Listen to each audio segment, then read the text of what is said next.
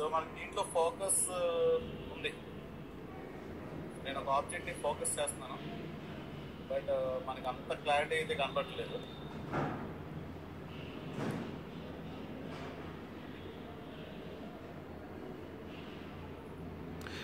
ఈ వీడియోలో నేను ఒక మంచి విషయం అబ్జర్వ్ చేయడం జరిగింది. మీకు ఇంకో వీడియో చూపిస్తాను, అది చెప్తాను. ఆ వీడియో కూడా చూపించిన తర్వాత ఆ మంచి విషయం ఏంటనేది. ఇది నేను ఒక పార్క్లో తీసానండి ఫొటోస్. చూడొచ్చు మీరు, ఇది జూమ్ చేసి తీసాను ఫోటో. చూస్తే చాలా క్లారిటీగా వచ్చిందండి ఈ ఫోటో అయితే. అంటే ఫోకస్ చేసి మనం కరెక్ట్ టైమింగ్లో, అంటే మంచి టైమింగ్లో కనుక ఫోటో తీస్తే మీకు చూడొచ్చు ఆ పువ్వులు ఏదైతే ఉందో చాలా క్లారిటీగా కనపడుతున్నాయి అన్నమాట. అండ్ ఆకులు కూడా చూడొచ్చు మీరు, మంచి కలర్స్ కూడా చాలా బాగా వచ్చాయి. అంటే ఇది మంచి లైటింగ్ ఉందండి. చూస్తే ఇక్కడ మీరు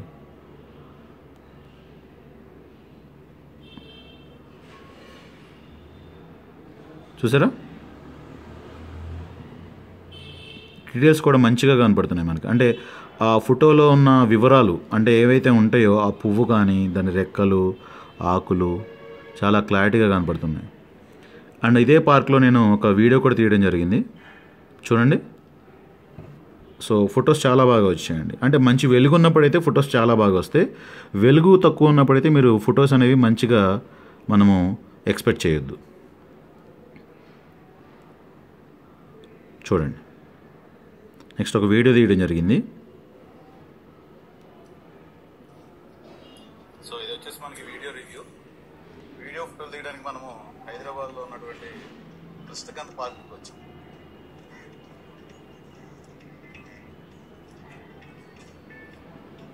సో వీడియో చూస్తే మనకి స్టేబుల్గా ఉండదు, షేక్ అవుతుంటుంది ఎక్కువ. సో దీంట్లో మనకి 4K వీడియో కానీ 1080p డిపి వీడియో అయితే ఏం లేదు, జస్ట్ నార్మల్ వీడియో.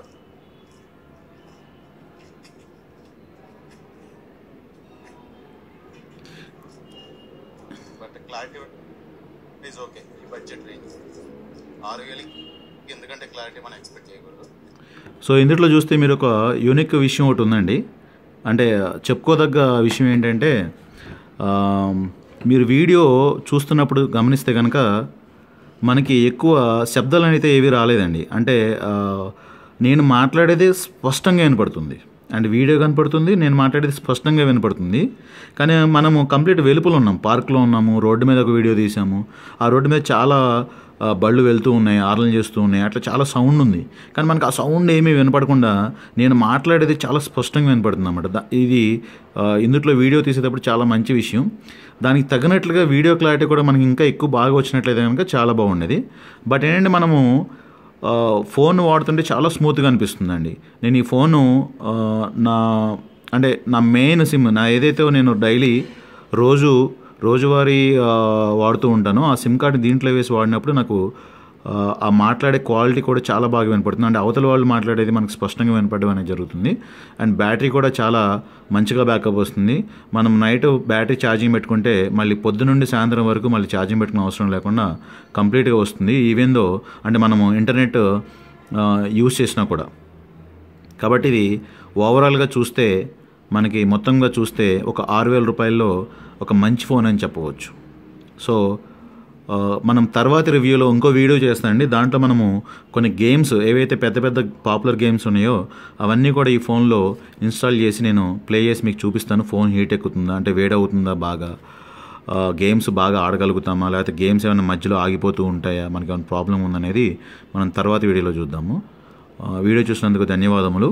మీకు ఈ వీడియో కనుక నచ్చినట్లయితే ఈ ఛానల్ని సబ్స్క్రైబ్ చేయండి అండ్ షేర్ చేయండి.